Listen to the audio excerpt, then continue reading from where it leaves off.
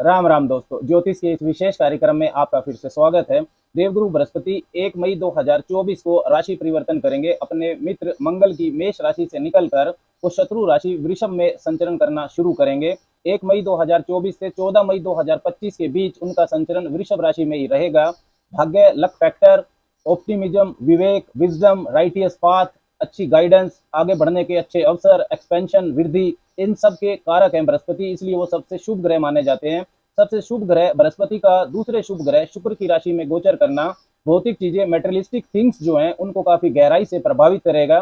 वृषभ राशि प्लेजर की राशि होती है, खुशी की, आनंद की, हर तरह का प्लेजर वृषभ राशि से जुड़ा हुआ होता है। नेचुरल जोड़िए काल पुरुष कुंडली में वृषभ राशि दूसरे भाव में आती है तो अकोमुलेशन ऑफ वेल्थ, धन की बचत, ये सब भी वृषभ राशि से जुड़ा हुआ है। तो बृहस्पति का वृषभ राशि में गोचर सीधा संकेत देता है कि विजडम, इंटेलिजेंस, आपका ज्ञान, इन सब का इस्तेमाल अब धन की बचत करने पर होगा। फाइनेंशियल स्टेबिलिटी को पाना प्राथमिकता बनेगी।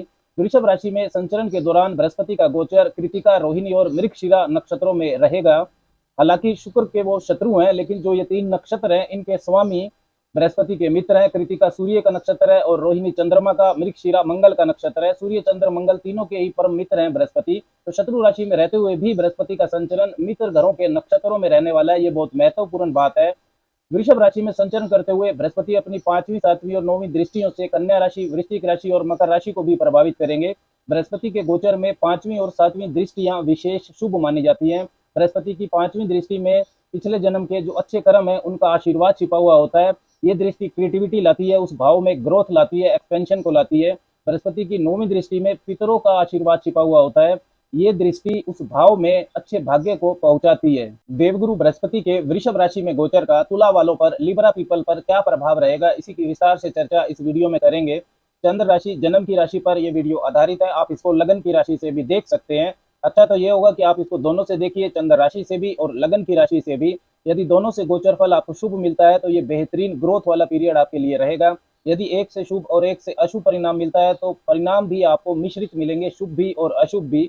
यदि दोनों से गोचर फल अशुभ है तो आपको काफी सावधानी रखनी होगी, अलर्ट रहना होगा।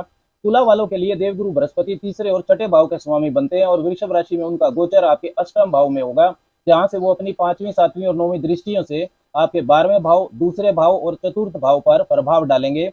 अब बृहस्पति तीसरे और छठे भाव की जो चीजें हैं उनको अपने कारकत्व के साथ मिक्स करके आपको 8वें भाव का फल देने वाले हैं। देखिए, बृहस्पति आपके लिए फंक्शनल मेलेफिक प्लेनेट है, भाव स्वामित्व के अनुसार अशुभ ग्रह हैं। आपकी राशि के स्वामी, पहले भाव के स्वामी, शुक्र के शत्रु भी हैं वो। अष्टम भाव में बृहस्पति का गोचर बहुत ज्यादा शुभ फल नहीं देता है, लेकिन उनकी दृष्टियों में विशेष शुभता होती है।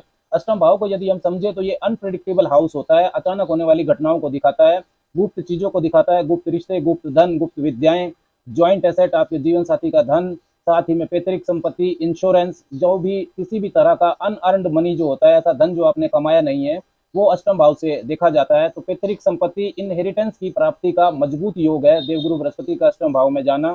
कोई पुराना जमीन का, कंस्ट्रक्शन का मामला यदि आपका फंसा हुआ है तो वहां आपको लाभ हो सकता है। आपके जीवन साथी के धन, ज्वाइंट एसेट में भी वृद्धि होगी। इन लाज से भी आपको आर्थिक लाभ हो सकता है। इन लाज के साथ संबंधों पर आपको ध्यान देना है कि वो खराब ना हो। रिसर्च, गुप्त विद्या, अकल्ट, इस तरह के स्टफ से यदि आप जुड़े हुए हैं तो आपको लाभ हो सकता है। अष्टम भाव में गोचर कर रहे बृहस्पति गुप्त शत्रु आपके बढ़ाएंगे। यदि आपकी दशा अंतरदशा खराब चल रही है तो स्वास्थ्य का आपको विशेष तौर पर ध्यान देना है। बृहस्पति स्थान हानि कर सकते हैं। खाने पीने के मामले में बिल्कुल भी लापरवाही ना करें। अपने आचरण को, अपनी जो नैतिकता है उसको संभाल कर आपको रखना होगा। तीसरे भाव के स्वामी होकर बृहस्पति अष्टम भाव में गोचर करेंगे। तीसरा भाव दिखाता है आपकी कम्युनिकेशन स्किल्स को, आपकी मेहनत को, एफर्ट्स को, हैंड स्किल्स, आपकी क्रिएटिविटी, ये भी तीसरे भाव से देखी जाती है। आपकी मेहनत यदि अष्टम भाव में आप कर रहे हैं, मतलब आप research, insurance, secret department, tax, auditing, engineering, mining, occult, तंत्र मंत्र, मिस्टिसिज्म, इस तरह के कारकों से यदि आपका व्यवसाय जुड़ा हुआ है तो आपको विशेष लाभ हो सकता है। यदि दशा अंतरदशा आपकी खराब चल रही है तो आपके जो एफर्ट्स हैं, आपका जो कम्युनिकेशन है वो दिशाहीन हो सकता है। गलत दिशा में मेहनत करने से आपको बचना है। अष्टम भाव रिसर्च का जरूर होता है, लेकिन वो साथ में अंधकार का भी होता है। तो हमें किन चीजों पर मेहनत करनी है, इस पर आपको ध्यान देना है। ऐसी चीजों पर मेहनत करने से बचें जिसका आगे चलकर कोई परिणाम ना आए। कम्युनिकेशन को आप जो बोलते हैं, लिखते हैं, उसका अर्थ सामने वाला गलत निकाल सकता है। इसकी वजह से वैवाहिक जीवन में भी परेशानी हो सकती है। आर्थिक मामलों को लेकर शॉर्टकट अपनाने से आपको बचना चाहिए। छठे भाव के स्वामी होकर भी देवगुरु बृहस्पति अष्टम भाव में गोचर करेंगे तो आपके जो रोग, ऋण, शत्रुता, चैलेंजेज हैं जो आपके, वो अष्टम भाव में जा रहे हैं। विपरीत राजयोग ये बनता है, लेकिन यदि आपकी कुंडली में भी विपरीत राजयोग है तो ही आपको फायदा होगा। रोग, ऋण, शत्रु, बाधा के मामले में अचानक से आपको फायदा हो सकता है। वसीयत का कैसा भी उलझा हुआ मामला हो उसमें आप निपटा सकते हैं उस मामले को, वहां लाभ हो सकता है। लीगल मैटर्स में भी आपको फायदा हो सकता है। लेकिन दशा आपकी खराब चल रही है तो अचानक से स्वास्थ्य खराब आपका हो सकता है। गुप्त शत्रु, गुप्त बाधाएं तब बढ़ सकती हैं। देवगुरु बृहस्पति की पांचवी दृष्टि आपके 12वें भाव पर रहेगी। 12वां भाव विदेश यात्राओं को दिखाता है, फॉरेन ट्रैवल को, आपके खर्चे, एक्सपेंसेस को दिखाता है, आपकी स्लीप, नींद को दिखाता है। साथ ही में अध्यात्म, मोक्ष, स्पिरिचुअलिटी, इनको भी 12वें भाव से देखा जाता है। 12वें भाव में केतु गोचर कर रहे हैं। केतु 12वें भाव में ज्यादातर खराब फल नहीं देते हैं, लेकिन काफी तुला वालों को केतु एक्सेसिव मनी लॉस दे सकते हैं, बहुत ज्यादा उनको आइसोलेट कर सकते हैं, स्लीप डिस्टर्ब कर सकते हैं। तो केतु का जो प्रभाव है उसको अब सही दिशा मिलेगी जब बृहस्पति की दृष्टि केतु पर रहेगी। शिक्षा प्राप्ति या रिसर्च से यदि आप जुड़े हैं और विदेश जाना चाहते हैं तो आपकी मनोकामना सफल हो सकती है। स्पिरिचुअलिटी, योगा, मेडिटेशन से यदि जुड़े हैं तो भी आपके लिए लाभ की परिस्थितियां बनेंगी। खर्चे आपके जरूर बढ़ेंगे, ज्यादातर वो अच्छे कार्यों पर होंगे, फिर भी आपको खर्चों पर नियंत्रण रखना होगा। लॉन्ग टर्म इन्वेस्टमेंट भी आप कर सकते हैं, उसमें भी आपको फायदा होगा।